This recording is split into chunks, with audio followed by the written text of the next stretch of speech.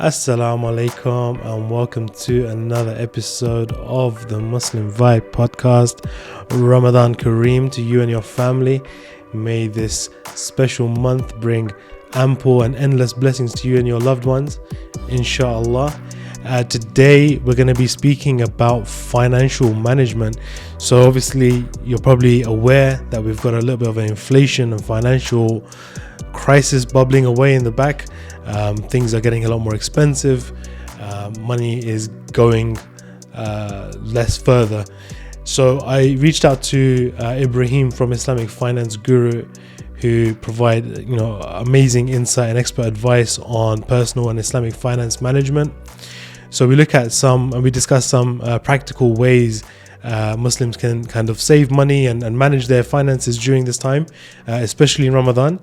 And we also speak about the very important topic of giving zakat and our relationship with zakat, and how essentially it's possible that Muslims are giving zakat in the wrong way. And I'm just going to leave it at that because Ibrahim opens my eyes up to some significant problems in terms of the way Muslims are going about giving charity at the moment, but also sheds light on solutions to improving how we can give our zakat in a way that has maximum impact for us as an ummah.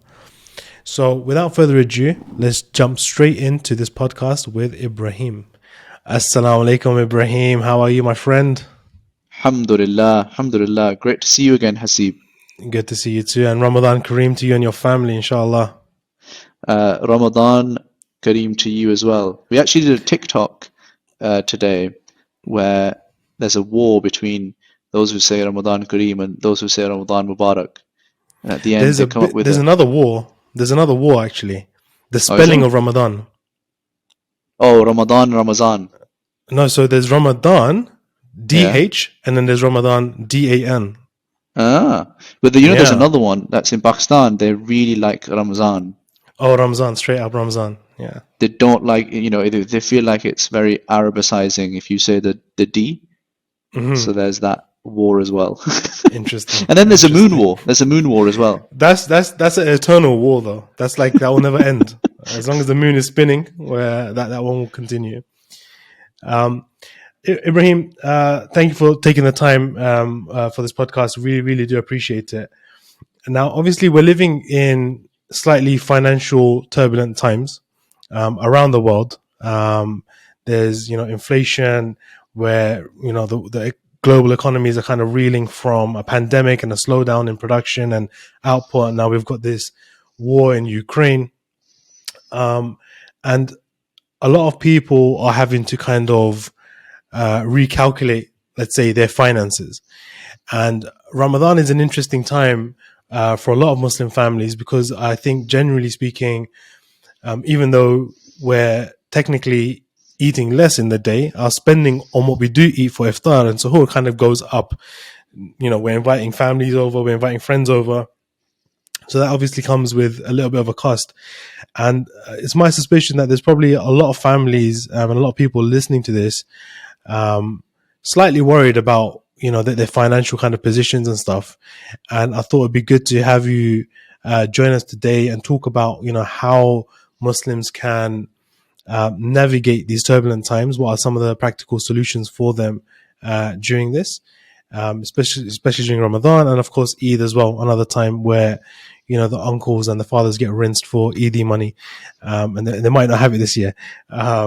So yeah, I just wanted to ask you that question, really. Like, what are some of the practical ways Muslims can navigate this financial turbulence?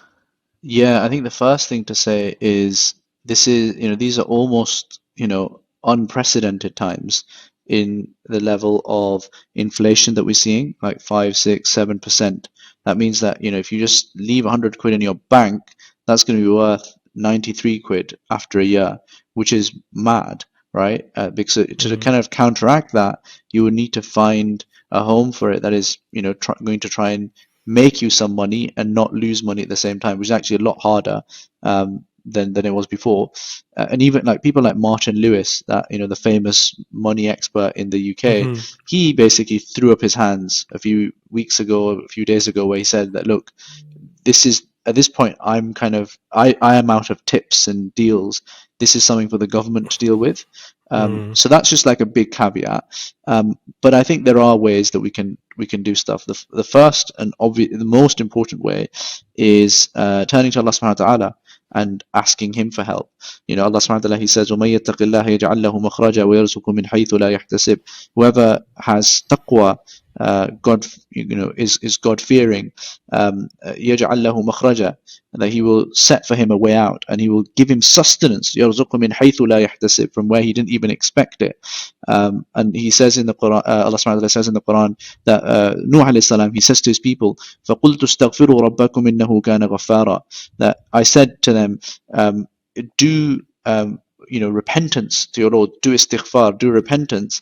إنه كان غفارا يرسل السماء عليكم مدرارا ويمددكم بأموال وبنين ويجعل لكم جنات ويجعل لكم أنهارا. He will essentially, you ask for forgiveness, and then God will not only forgive you, he will help you with rains from the sky, which is, in their language, that is money, literally like raining down, and with children, wealth, all sorts of things. So there's really direct things that we can take away from that. Istighfar, taqwa, zakat. Zakat is this concept of the word itself means purification and growth, right? So it's not just, it's that 2.5% is actually enabling that 97.5% that you're leaving behind. And then I guess the more practical or mundane things that we can think about are, firstly, make sure that you are taking advantage of every support that you're eligible for. That could be, tax breaks, that could be social security, that could be, automatic child benefits that you're supposed to get. All of those things, and then make sure that you are, from a income and expenditure perspective, the key thing that you really want to achieve is having more money coming in than money going out. Like, that's, in a nutshell, that's personal finance. So the only way that you can solve that problem if you're currently in negative is either increase your income or decrease your expenditure. And in every person's circumstances, they can make their own mind up on what is easier to do. But for some people, it might be easier to do side hustles or additional hours to increase their income, but they can't decrease the expenditure.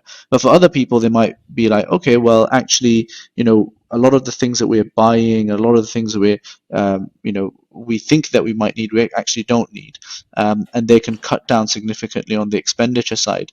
So yeah, those would be like really high level tips that I would say can make a big difference this Ramadan. A lot of families, like I mentioned, they would probably not want to reduce their spending this Ramadan, right? Like, as in, they're used to a certain standard of, for example, inviting guests and meal preparations and all this kind of stuff. There's expectations, right? How can we kind of like, how do you think we should adjust our attitude towards spending when it comes to Ramadan from a more kind of, from a more deeper perspective? Yeah. So I think, firstly, there should be, no shame in buying things in bulk, and buying, let's say, the slightly cheaper item, right? So in the UK, you've got Tesco, and I don't know what the equivalent is in the US. Let's say Target. what's the big one? Target. Or what's the massive one beginning with W? Walmart. Walmart, that's it. Yeah. So do you have the same thing where on the elite or the most expensive honey is at the top shelf, easy to reach? Yeah. And then right at the bottom is the same thing, but a lot lower quality in like Walmart own brand. Yeah. So you don't necessarily have to get onto all fours to get to that bottom bit, but if you decide consciously that actually do I need the Manuka honey from New Zealand, or could I settle for the premium Walmart brand instead? And don't go for the basic if you don't need to, but so that those are the kind of compromises that I think is useful to make. Then the other thing is that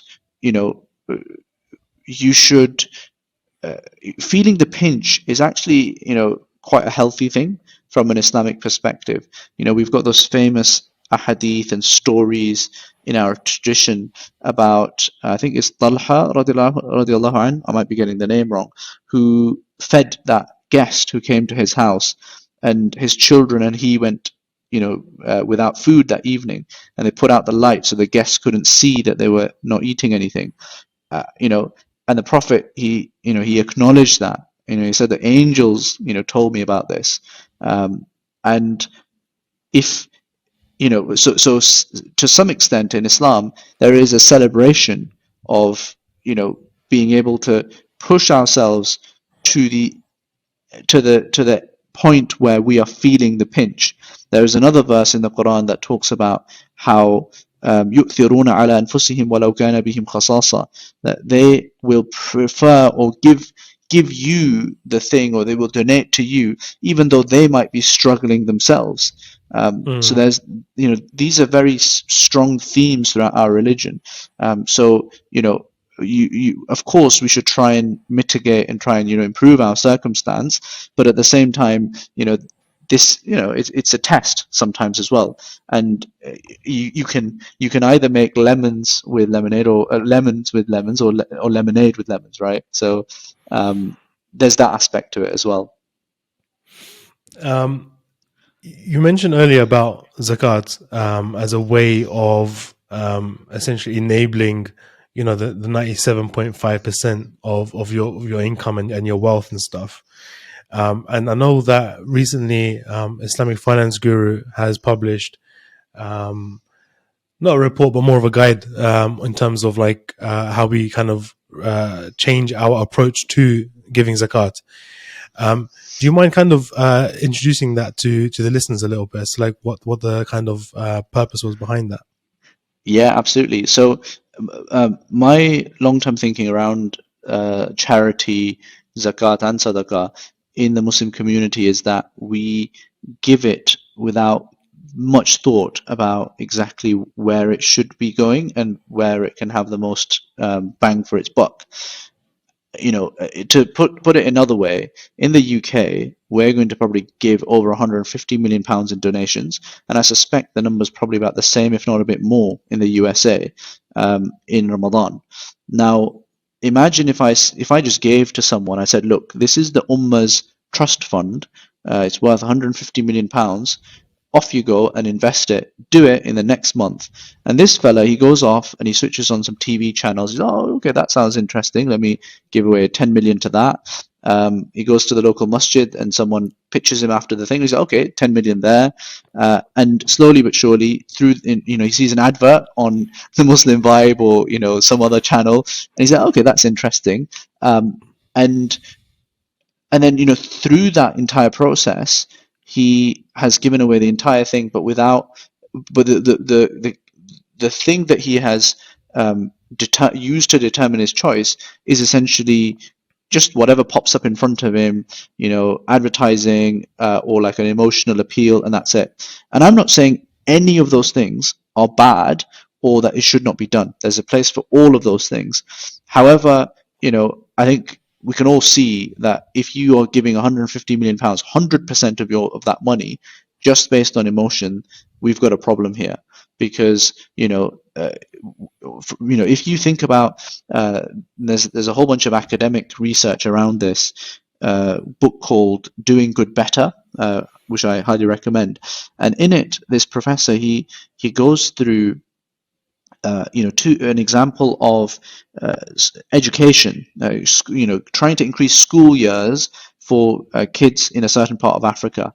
And, giving them money actually increases the school years by 0.2 years per girl for every $1,000 that is given. However, that same $1,000, if you put it into, and he goes through a series of different, things that you can put money into, the one that came out massively ahead was deworming. So if you just spend $1,000 deworming girls, that actually ends up increasing the years of the schooling to 139. So it's compared to the worst outcome, it was actually a 700x better outcome.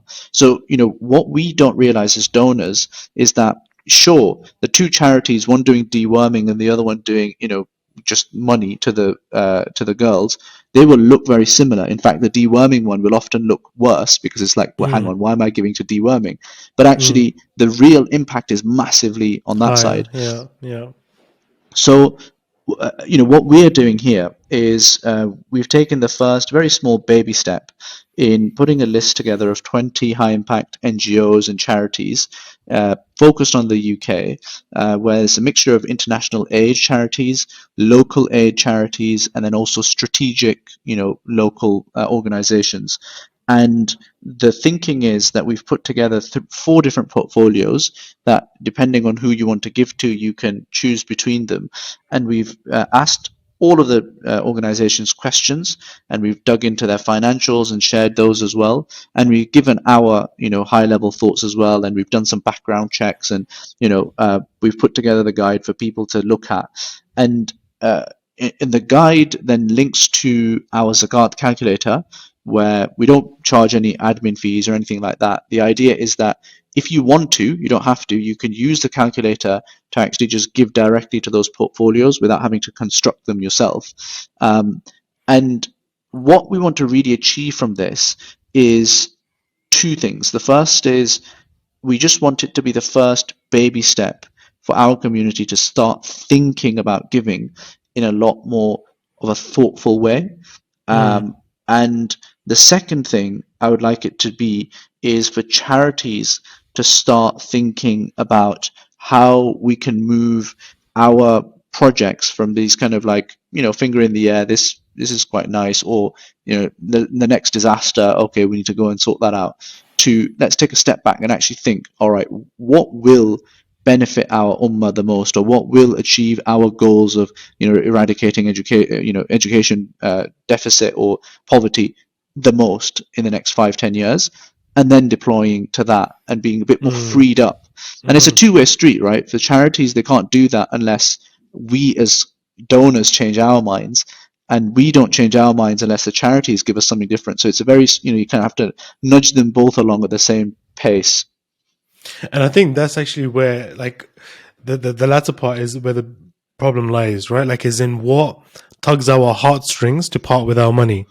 And having done marketing and worked for various like Muslim charities around the world, um, I've seen consistently like the copy and the image and the advert that people will click on to donate is always going to be one of a distressed child, right? And saying, "Hey, feed this hungry child." And I remember one time, and it was so frustrating. Like we, for one of the organizations I was part of, called Who Is This Sane, we thought, hey, it would be a really nice gesture to help these. It was to build a library. I think in India or Africa, one of those 2 countries, or maybe even both, actually. We had partnered with another charity. All right, I think the charity may have been Girls Who Read or something like this, and like that campaign tanked so bad because it just shows that people were not interested in something like that. Whereas if you had given them, hey, here's an orphan child who needs a heart replacement, that will raise more than the child even needs to be able to get that operation. What is it about that mindset? What do you think causes that, and how do you think we can kind of free ourselves? Because my suspicion is that charities would be open to these more meaningful projects, but they're Yeah. scared of moving because, well, we're not going to get the donation if we do that. 100%, 100%. And you're not the only one who said that. I've talked to a number of charities, some of the largest ones in the world, and some of the more local ones, and they all say the same thing, that we've tried something like this, and we've found that the uptake is minimal.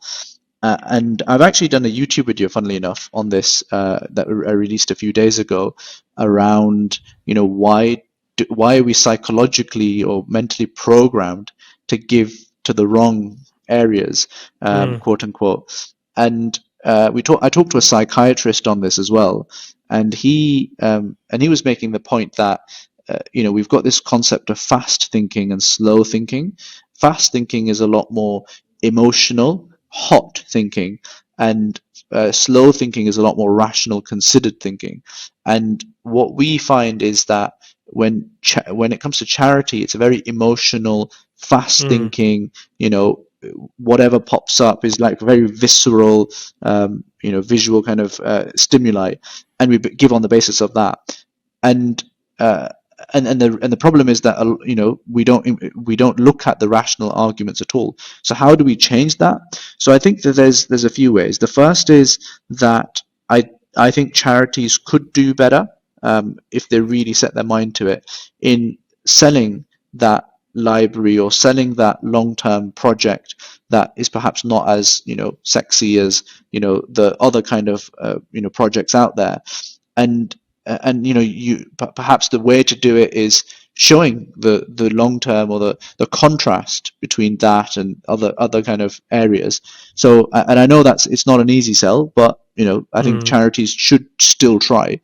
I think the second thing is we as donors should become a lot more educated and thoughtful about what we do. The third thing is we as donors, I think, should almost control ourselves, so that when we are put in a position of just giving on emotions, we kind of take a step back. So myself personally, the way I'm going to approach it this Ramadan is I'm going to give the bulk of my zakat to one of the portfolios on our zakat calculator, and then I will keep a small portion that I will donate as and when something comes up, and as I feel moved to do that. Because what I don't want to do is, like, what I don't want to say is, guys, I want you to become robots and I want you to be like rational beings, and charity is all about science and numbers, and that's it. That's not what I'm saying. What I'm saying is that charity and zakat and sadaqah are very personal things as well, and there is that emotional connection that you should have, and that's great, but there needs to be that rational perspective as well. And actually, that is the Islamic way. That's not me saying that. If you look at the big donations that were made in the times of the Prophet, the famous ones are Uthman ibn Affan radiallahu anhu and Abdurrahman ibn Auf, were the two particularly wealthy Sahaba. When they gave donations and they were celebrated for it, it was often because he bought a well that the Muslims needed very strategically at the time, or he helped build the masjid, or he helped fund a expedition, a defensive, or some kind of expedition that Muslims needed to survive. And the Uthman ibn Affan Waqf, the trust fund, is the oldest Waqf that is still running in Mecca. So the point I'm making is that the things that that even in the times of the Sahaba were celebrated were not emergency aid kind of things. They were long-term projects. So what I'm saying is intrinsically Islamic as well.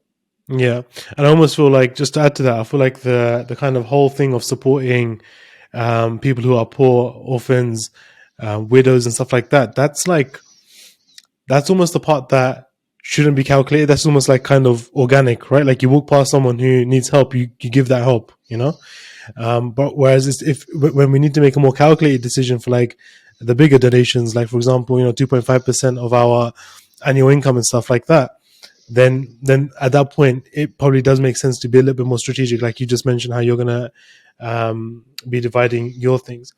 Do you think that there's a change between generations? Do you feel like young, new, millennial Muslims that are now in positions of having like decent salaries and stuff like that, do you think the mindset has changed and that millennials are more open to giving towards like more long-term impact projects? I think so. I think so for sure. I also think, slightly to our detriment, that we are not probably as generous as our parents and as our previous generations, as our older generations, and that's something for us to, I guess, reflect on, and I think be a lot more giving. I think we're much more automatically, rational, and we can kind of rationalize away why we shouldn't give. And I guess because we're living in an age that's far more digital, and COVID hasn't necessarily helped, right? Because if you're a 20-year-old, about at least 10, possibly 15% of your life has been in isolation, which is a decent chunk of your life. And the younger you are, the bigger the percentage is. So because of that, I think we we perhaps aren't as, empathetic as perhaps we could be. But I think overall, I think apart from that aspect, which I think we can work on, I think we are much more switched on to data. Like we're a data-driven generation, and that is obviously great for the kind of message that I'm talking about, which is ultimately, if you look at the data, that's what it tells you. So I think there is hope. Yeah, no, for sure. Like, even with myself, like, I think I was listening to a TED talk similar to the thing that you're mentioning about how we can do good better, right? But it's like once the facts are presented, then I think people are naturally going to make the more wiser decision. I think that, of course, as donors, we need to have a little bit of mindset shift. But I think perhaps Islamic charities need to do better at presenting an argument for these longer impact projects. Tell me some of the projects that you've highlighted in these different portfolios, as you've called it. Yeah, so in the international aid ones, I've opted for some of the larger charities, because the thinking is there that with international aid you need scale, and for scale you need large checks and size, and ideally working with large NGOs, the UN, government bodies, and so organizations like Islamic Relief, Muslim Hands, Muslim Aid feature in that. And then you have local aid organizations. Actually, in the international aid, there's also the Zahra Trust, because we're not partisan in the sense that we kind of go for the Sunni or Shia charities on their own. And within the local aid organizations, we've got the big one for the UK is NZF. So, very much focused on aid, poverty relief, but in the local areas. But then, within that, we also have some poverty relief for reverts. So there's a very specific charity that works with reverts, particularly women, female reverts, and helps them out, called Solace, which is in there. And then more widely than that, we have impact and strategic local NGOs. So things like Cage would be in there, or the Muslim Council of Britain, MCB. These organizations are they don't really figure, they don't compute in our donations, but actually it's bonkers, I think, with the MCB that they are doing the same work that the Board of Deputies is doing for the Jewish community, and the various different Christian alternate equivalents, and these guys have funding to the tune of millions, and yet the MCB is scrambling around for a few £100,000, and it doesn't honestly, have that hurts me so much. That part there is literally like you've kind of touched a very sensitive point, because having worked with Muslim Council of Britain and knowing what they're trying to achieve, right? And what's the biggest struggle that they have at a time where, like, Muslims, regardless of background or where you are in the UK, are up against it.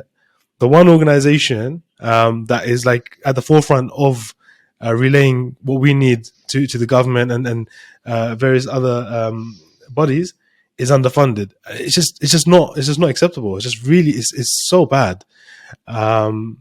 Over here, you probably know that there's a charity similar to the MCB called CAIR, CAIR, and alhamdulillah, they seem to be well funded, and they're on it. Like, I don't know if you've seen politically, like, they're completely on it. Like, if like a local news anchor says something mildly Islamophobic, they're all over it. Like, that they'll take that person to court because they've got like these local divisions of lawyers, basically. No, so I'm really glad actually that you mentioned these four divisions, and I think one of the things that's also struck me, I think like in my early 20s, I was like, there's so much poverty locally in the UK. But like a Muslim charity doing work in the UK or locally, it was unheard of for a long, long time. And I know National Zakat Foundation actually changed a lot of that. And I know Penny Appeal was doing a lot of work as well, locally as well. What's your thoughts on that? Like, as in the importance of giving more locally? Yeah, I think it's a inherently Islamic thing. You know, there's a hadith about how الراحمون يرحمهم الرحمن ارحموا من في الأرض يرحمكم من في السماء, that the merciful ones, الراحمون يرحمهم الرحمن, for the merciful ones, the merciful Allah will show mercy to you. ارحموا من في الأرض يرحمكم من في السماء. If show mercy to those on this world, on the earth, and the one in the sky will have mercy upon you. And SubhanAllah. you know, with rahma, there's this the word rahma comes from the root word of womb, rahim, and there's these kind of concentric circles of mercy that it gives off, you know, as part of the meaning. And you know, the first thing that you want to have rahmah for is yourself and protecting yourself. And then the second thing is your family and your close relatives. And then after, you know, Allah subhanahu wa ta'ala says in the Quran, قُوْ أَنفُسَكُمْ وَأَهْلِيكُمْ نَارًا. It says, protect yourself and then your family from the fire. And then after that, you know, we've got the prophetic example, which is he came as a rahmah, as a mercy for lil alameen, rahmatul lil alameen. And so you see how, you know, the pinnacle is, of course, you go for as broad a spectrum as possible, but you can't do that until you haven't got the base down. And I was actually literally on a webinar with Sheikh Sohail Hanif, the new CEO of NZF, and he was you know, talking about how in Islam, if you have someone who is, you know, possibly, you know, starving and struggling a lot and needs your money, but then you also have someone who is also struggling but is perhaps not as bad, but he also happens to be your brother, then you have a greater right to, you know, obligation to give to your brother than you would to other people. So, Mm. you know, from a perspective of local giving, it's an inherently Islamic thing to do. And you know, I think we missed the wood for the trees in that respect, because there are so many people who are genuinely in need and need our help in the UK, and the people in, you know, the Philippines or Malaysia or Pakistan or, you know, in Nigeria are not going to be able to help these guys in the UK. That's on us. That's the only Mm. people that they can turn Mm. to. That's And actually true. Yeah. if we don't do that, then that's on us, and it's our obligation to do that. So yeah, I think it's really important that we. And I'm not saying don't give up abroad, but I think a much larger chunk should be going locally. I really appreciate the work that you're doing and the effort that you're putting into helping the Muslim community reconfigure its thinking about this, because like, and it's not going to be an overnight thing, and I'm sure you know that, you know, it's not just going to take this Ramadan to have it all sorted out. It's going to probably be a process of 5-10 years, inshallah, to shift that mindset. But I think with persistent effort, inshallah, we'll definitely get there. And I think, like, you know, I can speak for myself, my generation, I feel like we are definitely open to changing things up. I think you know, you were mentioning earlier, for example, that millennials may be giving less. It's probably because we're skeptical of where the money is going, right? We're probably skeptical of the impact that it's having, because we're a skeptical generation. But I think if you know, with transparency, with clear communication, you know, I think it's definitely something that our generation will be happy to kind of make the transition on, inshallah. I wanted to, because we were talking about like this concept of giving and um, essentially like being conscious of where we're giving, right? And in the last like 5 years, and you know, I appreciate the work of everyone, but there has been this kind of rise of automated giving. Um, and you know, kudos to the brothers that have like been behind pioneering like certain apps and websites that have been quite like phenomenal to even just see like the rise of, right. Um, but it's kind of become a bit, for me, disconnected It's already bad enough for me, like when you give charity like online and it's just like you're just doing it with a screen and it's not really another human being that you're actually exchanging like cash to or like food to. But then there's this idea of like you're not even awake and money's left your account and supposedly you've given charity. Now, of course, I believe that Allah would reward that act in itself, because the transaction has taken place and there was an initial intention. But do you think that perhaps we've kind of gone a bit too far with this? And how do you perceive all of that? A very good question. Honestly, I don't know if I have fully formed thoughts on it. I I agree with everything that you've said. I I accept that from an Islamic perspective, you will still get the reward for it, and it's as long as your intention is pure and you get the timing right, it's all good.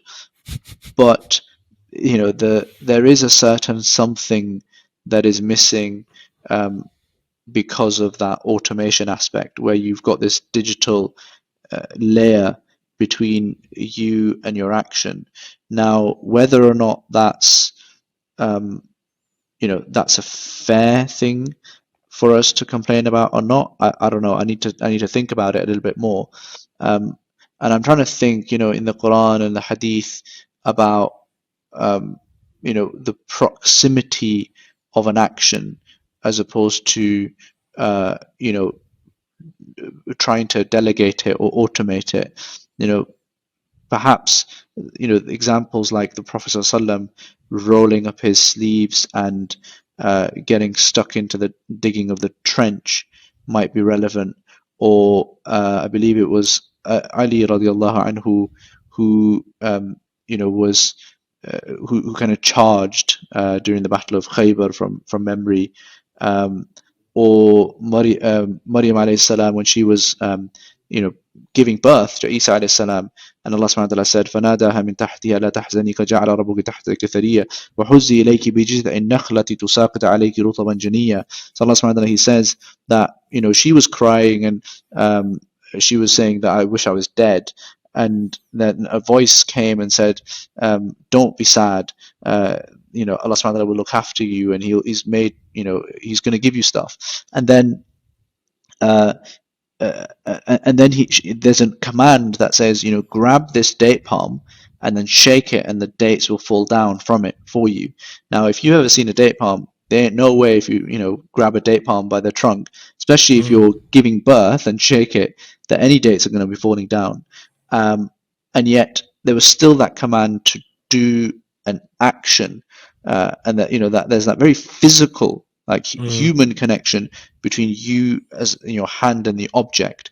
And then with Musa alayhi salam, when he got to the point of the Red Sea and the Pharaoh's army was coming behind him, and the قال أصحاب موسى إنا لمدركون, the people of Musa said, oh no, we've been found, this is it. And then Musa alayhi salam said that قال كلا إن معي ربي سيهدين.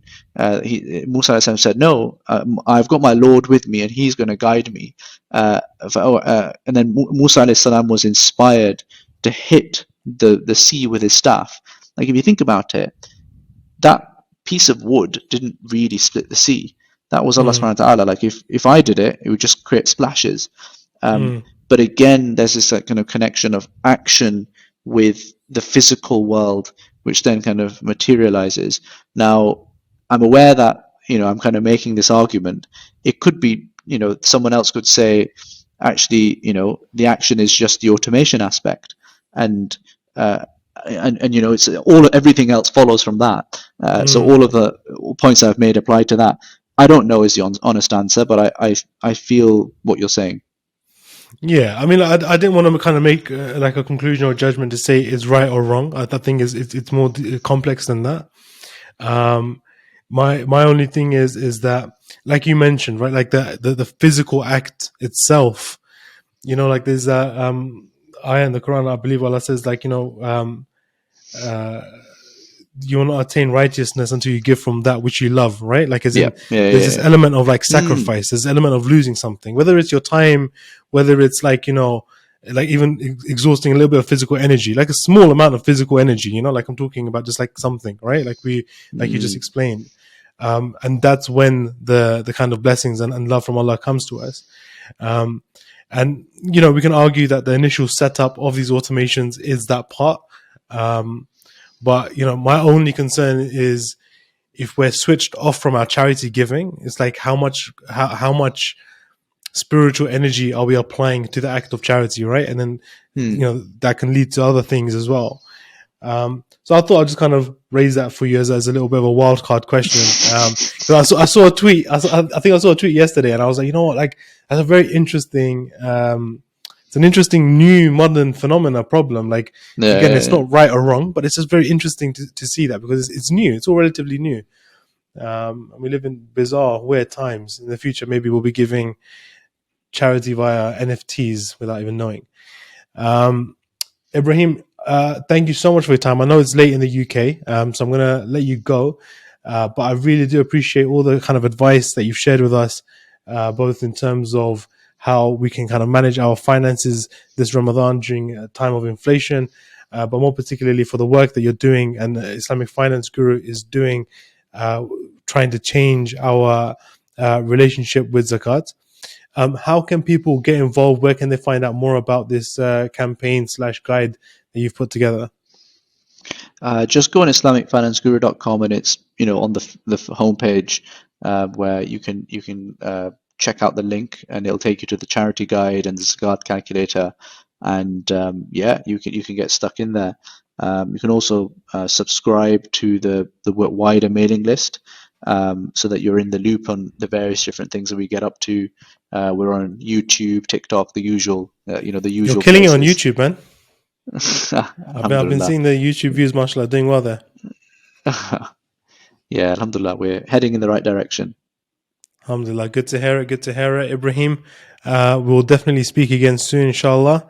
Hope you and your family have a wonderful Ramadan, and we'll speak soon. Assalamu alaikum.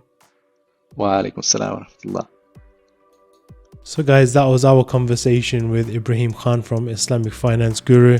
I worked with them a while back actually, and seeing how Islamic Finance Guru has mashallah grown, has been a fascinating kind of experience for me as from someone witnessing it afar.